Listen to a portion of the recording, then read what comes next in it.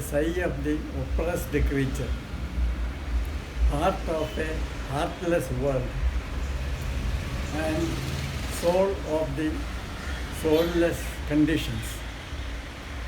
Religion is opium of the people. Very often, the last sentence is quoted. Religion is the opium of the people. But people forget the first part. Psychologists say that religion has both aspects, good aspects as well as bad aspects. In the first place, to control our existential insecurity, religion provides an anchor. Unlike animals, the human being able to think about the future, possible dangers, and the certain death which is awaiting everybody.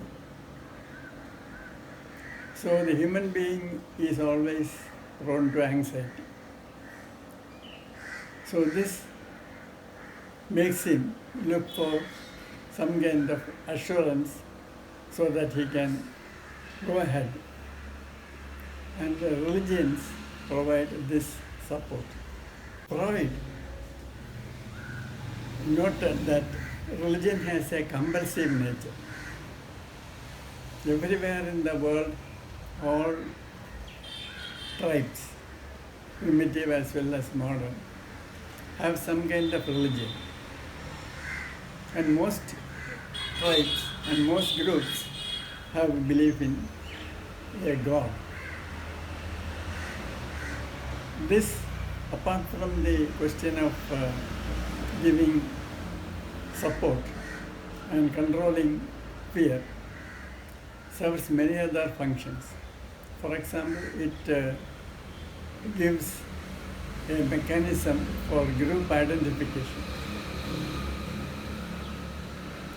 Each tribe has its own god or gods, and this gives rise to all kinds of ceremonies and rituals and signs, dress, various adornments on the body.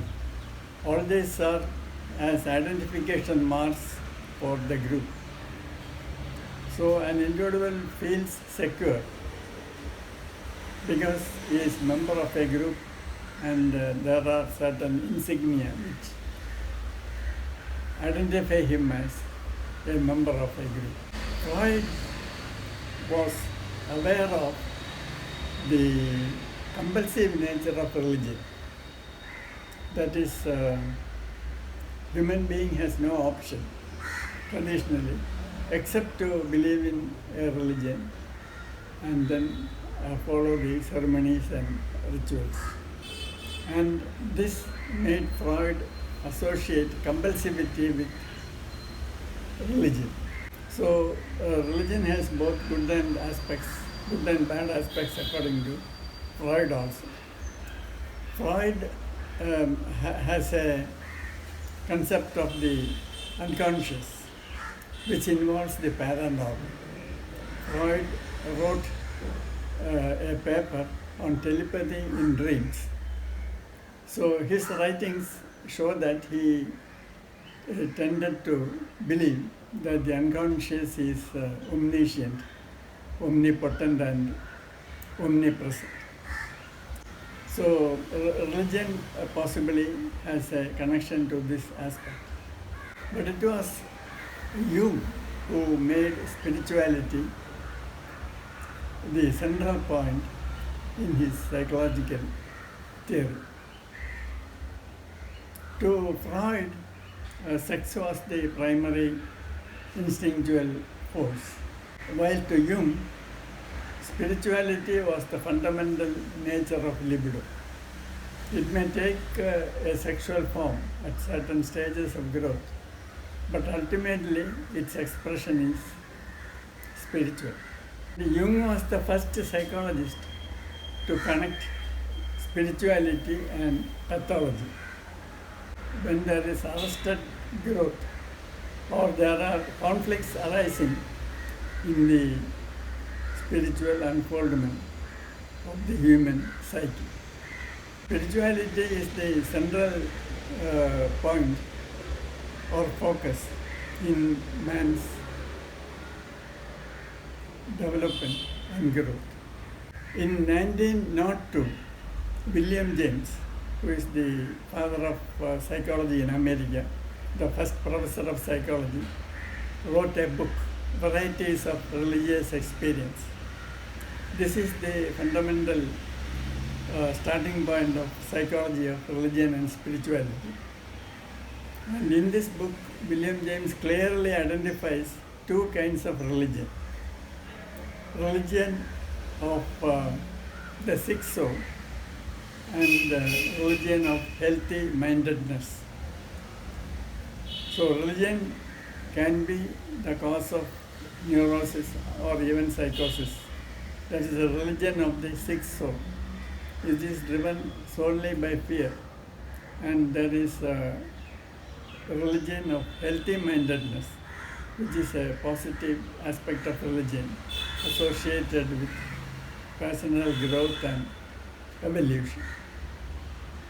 William James was also president of the American Psychical Society. He was associated with psychical or paranormal research, and he also supposed that there are higher states of consciousness.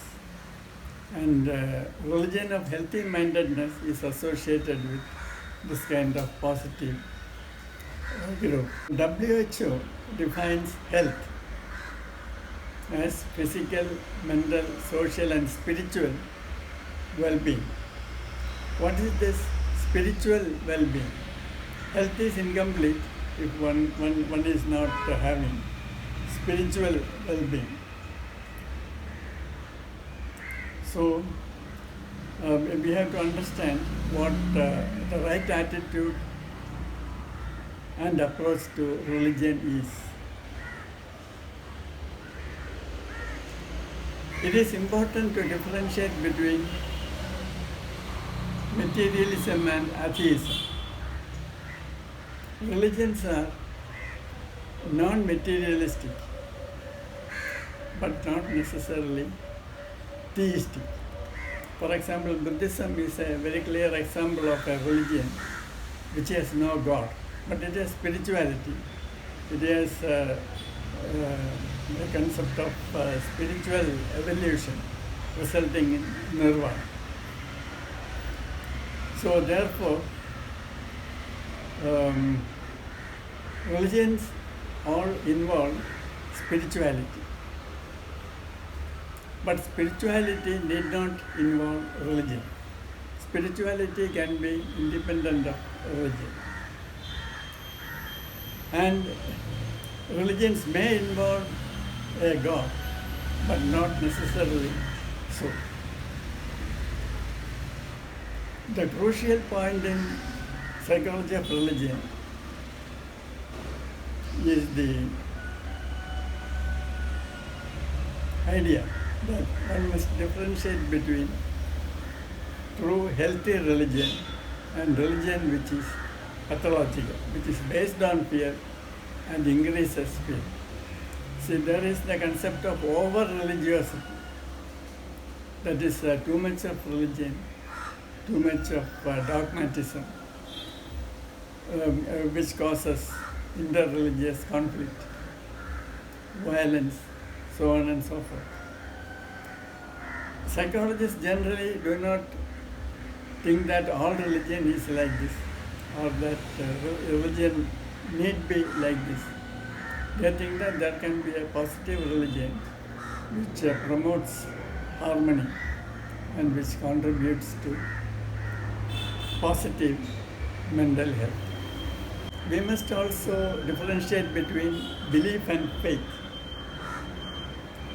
Belief is primarily intellectual. It is based on some kind of dogma.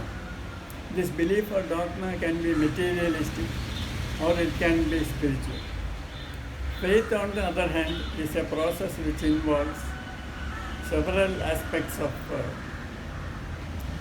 an individual's psyche, namely cognitive, affective, and conative. Therefore, it is not purely intellectual, but it transcends mere intellectual dogmatism.